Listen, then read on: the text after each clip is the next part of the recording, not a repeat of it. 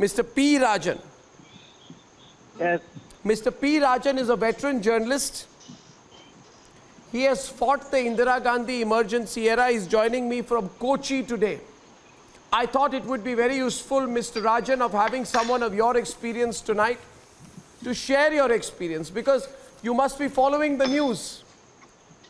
This is what you fought in your time as a journalist. Mr. Rajan, tell me, as you view the incidents in Maharashtra, Kangana's house being demolished, reporters being arrested without legal rights or legal recourse, being denied bail, being put in jail to try and get a forcible interrogation out of them, false FIRs being filed indiscriminately, a Navy veteran being beaten up by a bunch of gundas, and all of this happening under our eyes, before our eyes. Mr. Rajan, I'm sorry, I just want your reflections on what you think as you watch this. It is a naked abuse of power, arbitrary exercise of power, and there is a mistaken notion that it affects the freedom of speech and expression only. No. It is a case of violation of human rights under Article 19.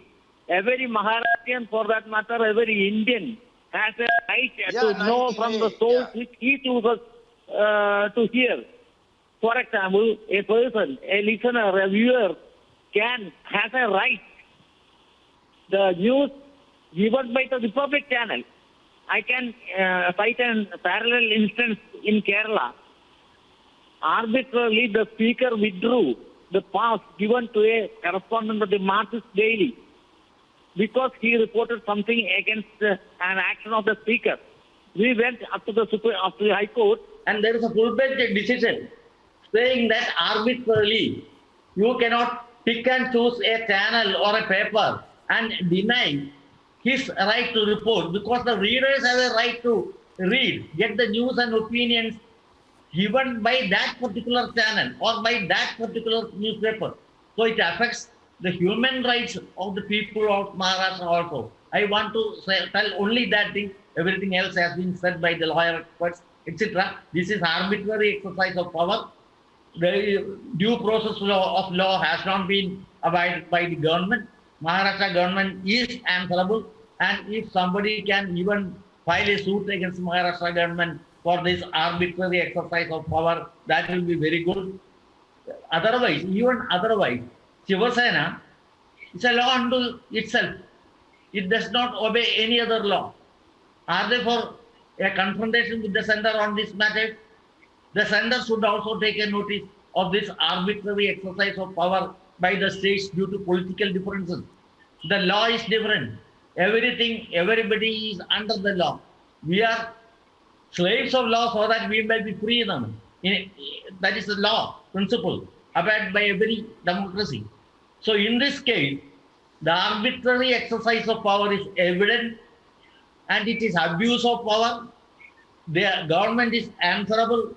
What is the charge against them is not even informed. No FIR is given. And can I ask you, behind every reason, Mr. Rajan, I believe you are a senior journalist. I would love to meet you one day, Mr. Rajan, and speak to you and share your experience. But what my question to you is, and I want Smita to come in on this, it's time for us to reflect. You see, Mr. Rajan, I always believe that when politicians exercise power indiscriminately, it is always behind it. There is always an intention. They want to conceal something, so they usually put pressure on the media or other institutions who they believe can take them on or expose them. My view is, Mr. Rajan, tell me if I'm wrong, that the entire push of the Maharashtra government is on those people who have questioned them or could continue to question them in the Sushant Singh Rajput case. Because if this case gets further investigated, it could cause further political embarrassment to the state government. Do you also think so? Naturally, this is vendetta. No doubt about that. Because your channel has been taking up that particular issue and pursuing it, which is not to the liking of the Maharashtra government. So it is vendetta.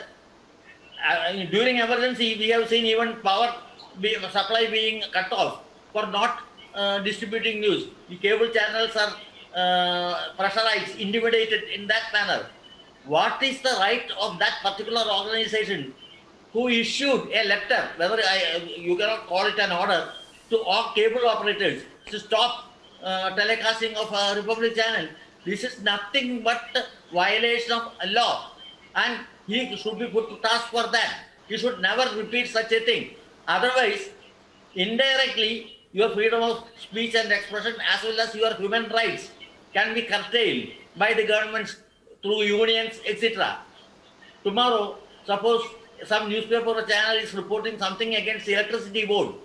Can you cut off the power of that channel? Then where is the democratic rights of the people? Yeah. Such things have happened, and we have had to fight here in Kerala. Now some normalcy has attained because the people are also realized that it is their right that is being curtailed.